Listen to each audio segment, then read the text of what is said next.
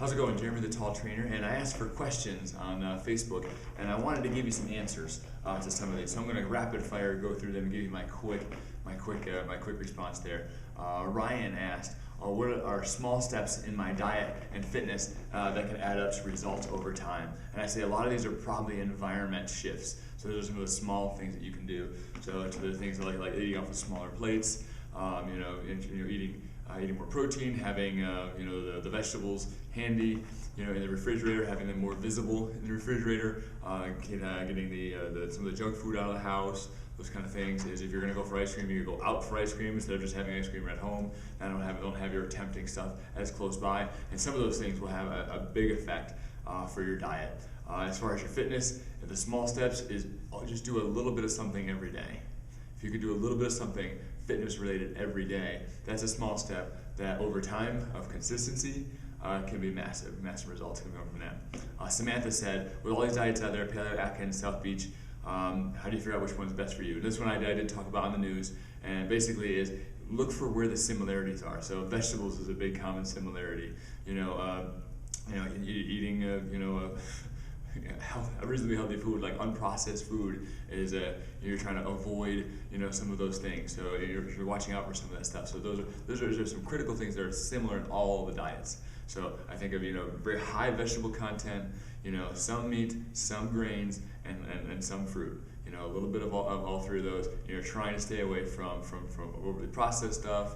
The outtake stuff where they really pumped it full of fat and things like that. You want to be careful what you're ordering when you're out there and things like that. So that's where I think most people would be making more breakthroughs, is if they realize that it didn't have to be so extreme. There's something in the middle that all of them actually agree on. Kathleen asked, tell them what you told us about water yesterday. And so we talked about how important water was, that involved in every single function in the body. And so if you have enough water, it can certainly take care of a lot of problems from constipation, arthritis, asthma, allergies. It's just about every issue your body can have is made worse when you're dehydrated. And so if you're dehydrated, it's going to be very, very helpful. So half your body weight in ounces of water is important. So 150 pound person, about 75 ounces of water. And if the water can make you feel healthier and lose weight, why not try it? Let's not go for the pill. Let's go for water. All right. Brian asked, why is yoga so effective? I mentioned this one on the news too. That it's that isometric hold. So you're in these positions that are very, very tough. I use the example of the bottom of push-ups. You're holding the bottom push-up. You're shaking and quaking. If you hold that, that's really hard to do. And so that's why yoga is fairly effective. We utilize some of those principles in our program. And as far as for weight loss, so it really works for weight loss. The weight loss is going to be more related to the diet, and that's the way it is with most exercise anyway. Is what you're eating. And so if you're doing yoga, that's great, but how you're eating is probably going to affect your weight even more than your yoga. So if along with your yoga you've changed your eating habits a bit, then you'll probably see a lot of weight loss with that. Kathleen said, can you lose weight by cutting your calorie intake drastically below what is suggested? All right. Yes, you can lose weight by that. There's evidence of that in the concentration camps during the Holocaust. All right, they got very little food, they lost tons of weight. All right, but that's not very, very healthy there. And so I always thought so until TT. Makes sense not eating much, no weight gain. Nope. In the long run, it will catch up with you and work against you. Correct, Jeremy? Yes, that is correct. So, in the long run, eating this super low calorie level, there's even some popular diets going on in the local area here even, where those 600 calories per day. And I want to caution people against doing anything like that, even if there's a doctor watching out for you, is because the psychological toll of a diet like that is massive. And so the depravity that you feel when you're going through something like that, a lot of times for people who are more emotionally connected to food, the snapback is going to be big. You're going to be able to gain all of that weight back and then some. And so it's too severe of a plan there. Anorexia, great for weight loss, right? But it can kill you. It can kill you, and the effects of it take decades to undo. And so you don't need to go through that journey. So don't cut too far. You need to get reasonable, get to a certain level, and then you do need, when you're at a fairly low level for a while, you do need a high day to keep the metabolism going. Dawn says, why is sufficient sleep so important to weight loss? most of it is stress and cortisol related. And so when we don't get enough sleep, our stress hormones go crazy, our cortisol levels go up, ghrelin and leptin, get all crazy. Ghrelin, you can think of that as a hormone responsible for making us hungry. When that thing shoots through the roof, it makes us real hungry. Leptin says, hey, we need to gain more fat. And so both those hormones go the wrong direction when we're not sleeping well or when we're heavily stressed. And so getting that sleep is going to be an important factor in there. When you don't get enough sleep, you try to run. Instead of running on sleep and being well rested, you run on sugar. Your body craves more sugar to try to get you through the day. And that's why sleep is so important. She also asked, why does even a little bit of salt affect weight? So when we have more salt than we're having water, the salt stays in our body until we have enough water to get it out. And so that's where the low salt diets come from. I think sometimes it's just as effective as a high water diet. It's just as effective as a low salt diet. And so if you push more water through there, that will decrease the effect of some of the salts. Because I have a decently high salt diet, but I drink a lot of water, and that does counterbalance it pretty good. If I have pain from extra hardware, so Michelle asks, if I have pain from extra hardware, 2 screws and a rod in my ankle leg when I exercise, what exercise can I do to combat weight gain, or exercise I can do that won't break the bank by having to pay to go in a pool? And so that's a really good one.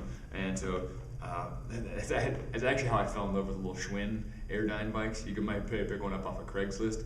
I do like that for cardio. So biking, can be a good one a lot of times. So if you have ankle leg stuff, you may be able to bike, and it's less pressure that you're pushing on there. So the Schwinn bike, you can even take one foot off and put it up on a peg, and you got the arm movement and one leg movement. And so even if you can't even use one leg, you can still get some great exercise in. So that's really good stuff here. Resistance training, there's almost nothing you can't do as far as resistance training, and resistance training can help build that lean muscle. And as long as you can be reasonably active through the day and watch what you're eating, you can definitely lose weight, no matter what kind of hardware you have going on in there.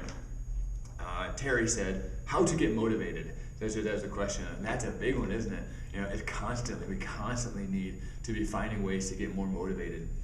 And so I would hang out with motivational people, find motivational environments, read motivational books, watch motivational videos, go on YouTube and type in motivation or fitness motivation, or just most motivational videos, and start to watch some of those, get revved up a little bit. But where I see motivation really tipping the scales is from results. And that's why in the first month somebody's in boot camp, we try to get them a result, a positive result. So you work hard first. Hard work always comes first before you even have the motivation to do it. You just do the hard work first, and then you start seeing results, and then you get psyched up for doing it. Then the motivation kicks in. The motivation kicks in after the result. And so you gotta hang in there long enough to see a result, and then you'll start to get more fired up about what you're doing. Jennifer asked, best suggestion for maintaining weight loss and working through plateaus. And somebody else had one here, Tracy had, I lost 70 pounds last year and hit a plateau. How can I blast through it? So working through plateaus, wow. Some of the big plateaus are more mental plateaus than even physical. But one thing you need to do is if you're eating low calorie level, you do need a high day once a week. All right, so that's one of the ones that can really break through is that high day once a week. You need rest and sleep. So sometimes people who have been at this weight loss for a while, they're not resting enough. And so if you rest enough, your body gets recovered, and then you can hit it really hard again. And so there's going to be times where you step down and you're going to hold a spot, step down, hold a spot. And that is kind of what weight loss looks like. So hold on to those spots and then get ready for the next drop there. Always be learning. Always be learning is how you break through a plateau. We got a lesson we do, and it's actually like a seminar that's 26 different points on how to break a plateau. But that's a quick look at how to do that. Let's see. Donna says, okay, so what do you know about the diet geared towards your blood type? I've heard of it. You eat different foods based on your blood type, and so it could be helpful. I think there's so many things involved with whether we have a food sensitivity or not. It could be helpful to try some of those things just to see if maybe some of those foods do bother you. So a lot of times I recommend you go without a certain type of food and see if you feel better. And so we all need to experiment like that because all of our bodies are so different. So one specific diet may not be right for you, could work for somebody else, could work for somebody else, so it really, you're trying to find your diet. So it's not paleo, it's not the blood type, it's not vegan, it's not, any of these things. It doesn't have to be any of those things. You got to find the one that works for you. So you're going to experiment a little bit, try going with certain foods, without other foods, and see how you feel. And when you'll find the ones that make you feel good, that's the one you stick with. Next, as we age, things change just as hormones. I'm finding that inflammation is an issue. What are your thoughts on workouts and foods to help? The biggest thing about inflammation, one is you need to lowering stress levels. Finding some peace. So that's a big one in there. But also decreasing things that cause inflammation. Is a big step too. So if you're pounding and beating yourself up, that's going to cause too much inflammation. So you need to ease back on the workouts a little bit, perhaps. Most importantly, a lot of times is food intake. If the food is inflaming you, there's almost nothing you could do. You can take as many anti-inflammatories as you want. You're still going to be inflamed unless you address the food that's getting you every single time you eat. We need to make sure that gluten's not an issue. Make sure dairy is not an issue. And if they are an issue, you need to work on building up that understanding that I'm killing myself slowly. I'm making myself feel miserable with this food. If I go without it, I can have other things. They can taste good. They can be yummy. There's gluten-free, all sorts of things. There's dairy-free, all sorts of things. I can eat and enjoy myself and not have to feel this way. All right, so that'd be the key to inflammation there. Kristen says, having to work out and do your workout after a long day of work. Jennifer Johnson asked this on the news too. So if you have to eat when it's going to be late, when both are going to be after 8 p.m. And so you got a job that ends late. And so you're going to be working out later. So a lot of times people say, well, don't eat after 7 because it's going to be, don't worry about that. You need to eat in regular intervals, all right? Now, don't eat after 7 means don't eat junk food, basically. Is that the reason why you use don't eat after 7 is any kind of rule ever is because most of the time after 7 o'clock, people are eating, pretzels, chips, ice cream, those kind of things.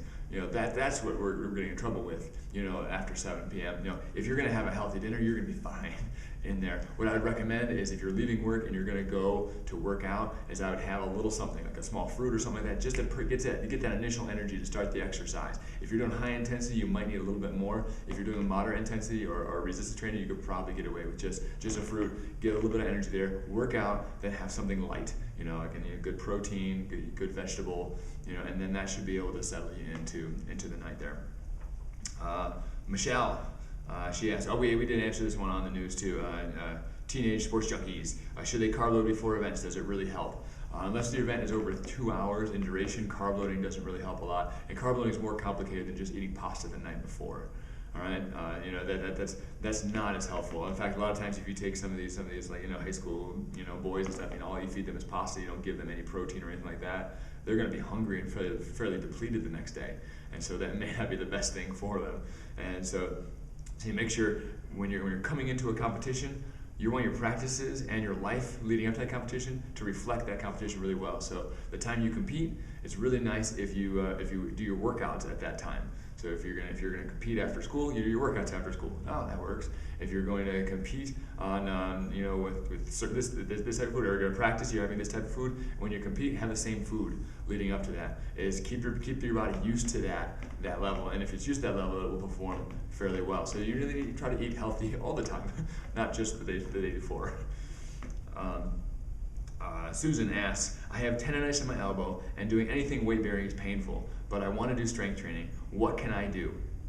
All right, so tendonitis in the elbow. So the one thing is that sometimes there's little pressure points you can do where you can kind of find like in the forearm here. There's a pushing you can do on there and in there. So you push on there for a while to relieve one of those spots, and that can sometimes help out that tendonitis a little bit. As far as strength training, there are some exercises you can do that are fairly more straight arms. So some of the stuff with bands where you're coming around through here, doing a chest fly or a back fly, with those bands, is you can still get some of that going fairly well, in your routine, and still get something happening there. So that's probably where I would lean to on that. So try to address the issue, work the flexibility, those kind of stretches to help address that tendonitis.